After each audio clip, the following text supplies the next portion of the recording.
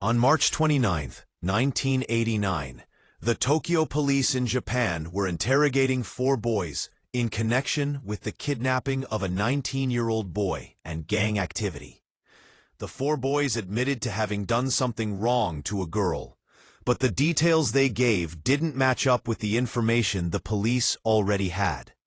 So, the police questioned the boys separately, but even when interviewed individually, their stories were pretty much the same. This meant the boys were likely telling the truth, but regarding the case the police were investigating. The cops weren't investigating that case, but some other case.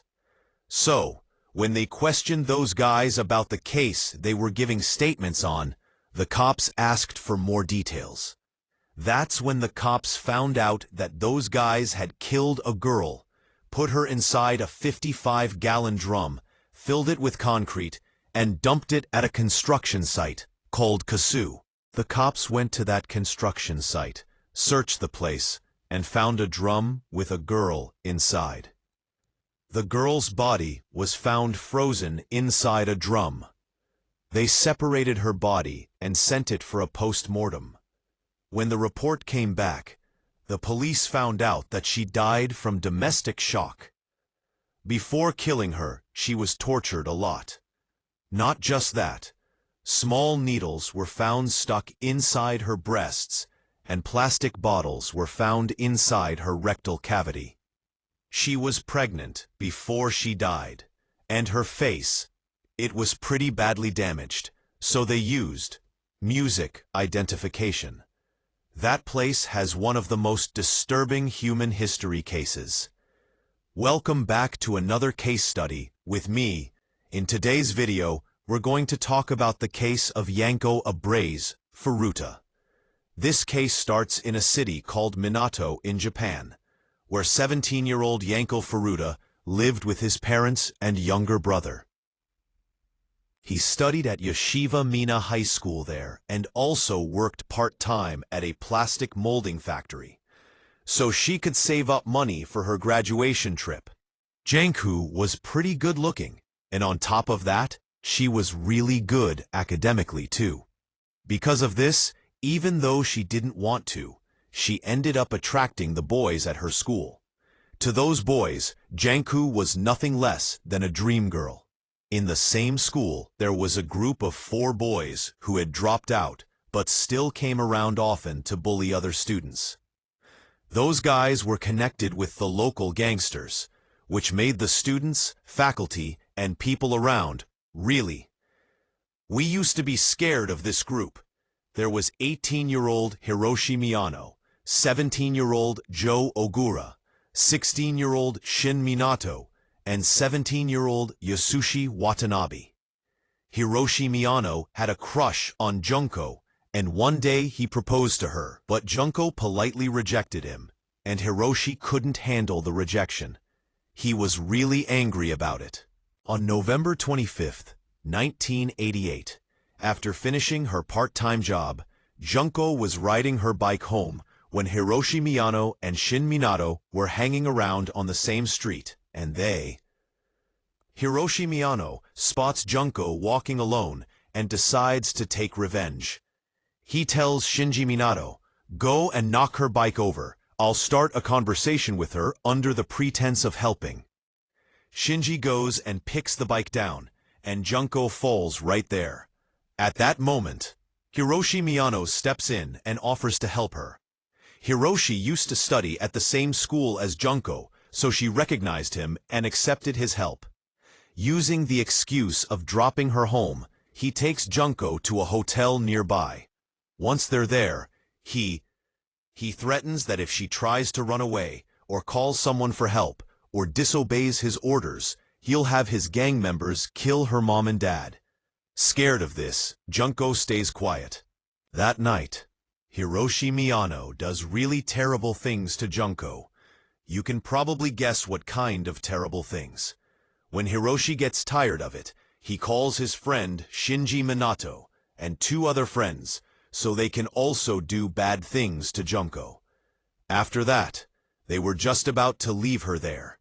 But suddenly, piece of nightfall. They realized that if they just let Junko go like that, she would go and inform the police about everything. Shinji's parents knew that Junko wasn't his girlfriend, but they stayed quiet anyway because they were scared of the gangsters Shinji was connected to. So whatever Shinji did, they just watched silently and didn't say a word. They just endured it. From November 25th, 1988 to January 4th, 1989, a total of 44 days, they tortured Junko.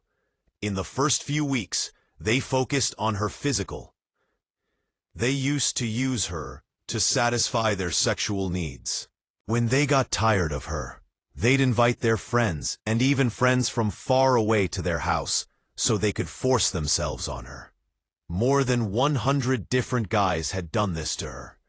3 days after she went missing, her parents filed a missing person report at the police station. Somehow, those guys found out about the report, and then they forced her to call her parents and lie, making her say that she had run away with some guy, and she's happy with that guy.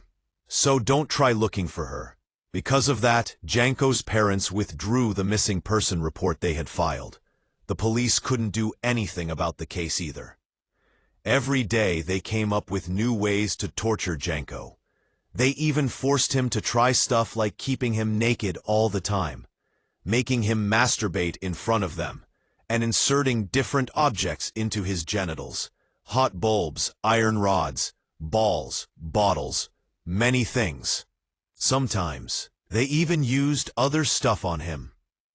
Janate used to get stuck inside, and they wouldn't even bother to take him out, leaving him trapped inside. When the police found Junko's body, the post-mortem report revealed that there were plastic bottles stuck inside his body. That's when you can really imagine how badly those guys were torturing him. In December, Junko tried to escape from there, but those boys caught him. When he tried to run away, they punished him by dropping dumbbells right on his knees. Imagine if a heavy dumbbell fell on someone's leg. It would break, right? Well, Junko's leg was broken just like that, and she couldn't walk anymore. When she had to go to the bathroom, she would crawl there and crawl back. Junko was exhausted. They tortured her so much that every day she begged them to just kill her. But it didn't stop there. They used to pour hot wax all over her body and burn different parts with lighter fuel. They didn't even give her proper food and forced her to drink her own urine. Whenever she refused, they used her like a punching bag. Because she didn't get proper food, her immune system got weak and her wounds just wouldn't heal. The wounds were bad. Fluid was leaking from them. Those guys started feeling disgusted when they saw Junko because she wasn't the same anymore. She looked really bad. Like blood and body fluids were dripping from her, and her face was seriously damaged in a terrifying way. But even then, they kept torturing her. They still kept at it. They weren't even going to let him go. They forcibly used pliers to remove Junko's left nipple. Just imagine how painful that must have been. Like, we see stuff like this in movies, but it actually happened to someone for real. Just thinking about it gives you chills. How can a person be so cruel? On January 4th, 1989, Hiroshi Miyano lost all his money gambling, and in his anger, he took it out on Junko. At around 10 o'clock, Junko took his last breath. Hopefully, that was a peaceful one. To avoid getting caught, they put Junko inside a 55-gallon drum and filled it with concrete. Then, on the night of January 5th, 1989, at 8 p.m., they dumped that drum at a construction site owned by Vicus. Hiroshi Miyano got 20 years in prison, Ogura got 10 years, Shin Minato got 9 years, and Yasushi Watanabe got 7 years.